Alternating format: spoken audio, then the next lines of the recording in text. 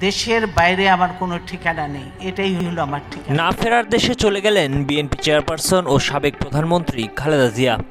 ইন্না লিল্লাহি ওয়া ইন্না ইলাইহি রাজিউন।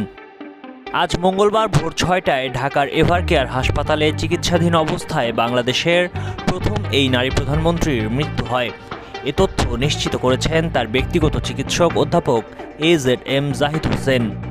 মৃত্যুর সময় খালেদা জিয়ার শয্যা পাশে ছিলেন তার জ্যেষ্ঠ ছেলে ও বিএনপির ভারপ্রাপ্ত চেয়ারম্যান তারেক রহমান।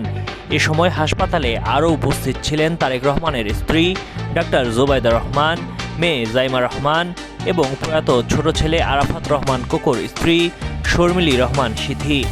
স্বজনদের মধ্যে ছোট ভাই শামীম ইস্কান্দার ও তার স্ত্রী, বড় বোন সেলিনা ইসলাম সহ পরিবারের অন্য সদস্যরাও শেষ সময়ে হাসপাতালে ছিলেন। এছাড়া বিএনপি মহাসচিব মির্জা ফখরুল ইসলাম আলমগীর এবং খালেদা জিয়ার চিকিৎসায় গঠিত মেডিকেল বোর্ডের চিকিৎসকেরা এ সময় উপস্থিত ছিলেন। হৃদরোগ বিশেষজ্ঞ ডাক্তার শাহাবুদ্দিনের নেতৃত্বে বাংলাদেশ, যুক্তরাজ্য, যুক্তরাষ্ট্র, চীন ও অস্ট্রেলিয়ার বিশেষজ্ঞদের সমন্বয়ে গঠিত মেডিকেল বোর্ড খালেদা জিয়ার চিকিৎসার তদারকি করেন। এই মাসের শুরুতে চিকিৎসার জন্য তাকে বিদেশ নিয়ে যাওয়ার উদ্যোগ নেওয়া হলেও শারীরিক অবস্থা বিবেচনার পরবর্তীতে তা সম্ভব হয়নি। শ্বাসকষ্ট বেড়ে যাওয়ায় 23 নভেম্বর জরুরি ভিত্তিতে হাসপাতালে নেওয়া হয়েছিল খালেদা জিয়াকে। প্রধান উপদেষ্টার প্রেস উইং জানায়, বিএনপি চেয়ারপারসন ও সাবেক প্রধানমন্ত্রী খালেদা জিয়ার জানাজা বুধবার বাদ জোহর অনুষ্ঠিত হবে।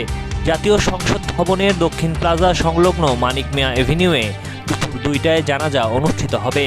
দুপুর 3:30টায় রাষ্ট্রীয় মর্যাদায় দাফন করা হবে চন্দ্রিমা উদ্যানে শহীদ রাষ্ট্রপতি জিয়াউর রহমানের কবরের পাশে।